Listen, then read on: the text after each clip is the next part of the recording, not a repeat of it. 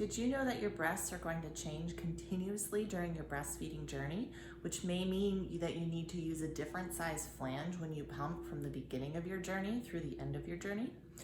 Immediately after birth, your breasts are going to swell with extra blood and fluid to support making milk.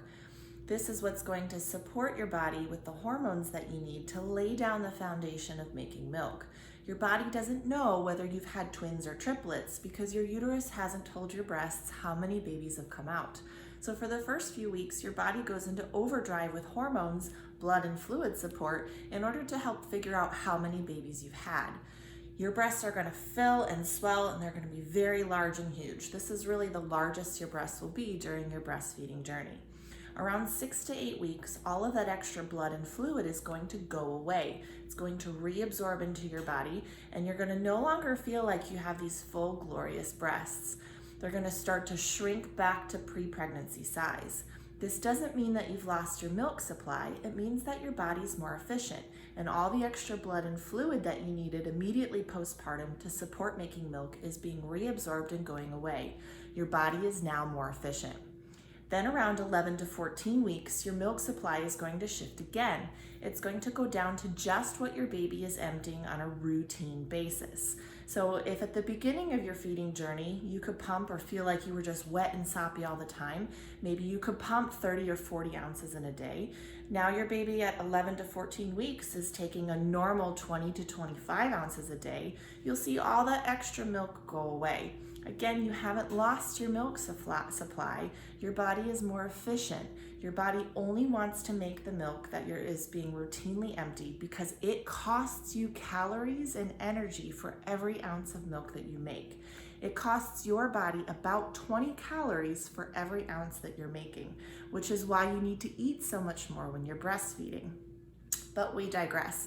Your breasts at this point, 11 to 14 weeks, are going to start to shrink even back further into your pre-pregnancy size. You may notice that they feel a little flat and pancakey between feedings. Then around 6 months, if your periods are starting, or whenever your periods start to come back again, you'll notice that your breasts may get even saggier. You're going to feel like they're a completely different size, and you may no longer feel them feeling full at all between feedings, only maybe occasionally if you go way too long or your baby sleeps through the night. But breasts are going to go back to pre-pregnancy size. You're still going to have milk. Your body is just more efficient. So during this whole process, you may need a different size flange. At the beginning of your breastfeeding journey, when your breasts are large and full, when they have a lot of extra support behind your nipple, you may need a larger size flange. You still want to go with what's comfortable, and you still only want the nipple going in and out of that tunnel. If you have too much of your areola being pulled into the flange, you're going to swell your areola around your nipple and not let milk empty efficiently enough. This is what can often cause pain or damage, increase your risk of plugged ducts, and cause you to lose supply over time. So make sure you're using the correct size flange at every stage. As you get later into your breastfeeding journey, as your breasts go back to their pre-pregnancy size, they no longer have that extra fullness behind, you may need a smaller size. You also may need a larger size. We really don't know. It's a case-by-case basis. But I want you to be aware that when you were pumping at the beginning, your breast is a different size than 3 or 4 or 6 or 12 months in. So just be aware that if you're seeing changes in your milk supply, if you're pumping, to be aware that it might be your flange size.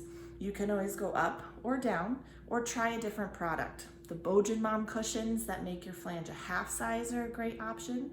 The Pump and Pals, which make them a different shape, are good. Or the Lactate Baby Motion flanges use a completely different material that's much softer on the breast. So if you're noticing changes in your breast, that is normal. Your breast is supposed to get more efficient with time.